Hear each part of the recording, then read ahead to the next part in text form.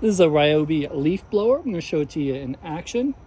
18-volt battery, and this is going to be pretty powerful. You can do 100 to 280 miles per hour on the speed of the wind.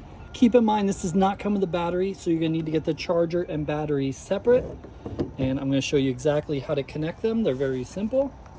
All you do on the charger is push here on both sides, and it just opens that way. Then we just take the battery and feed it through this way. Keep it pushed, and then you can just push it till it clicks, and then you're probably good, and you can tell just by pushing the trigger. Let's go ahead and show you it in action. Keep in mind, the harder you pull the trigger, the more power you got. And it's going to go through and come out through the top here. So it's nice and long. I'm 6'2", and it's no problem.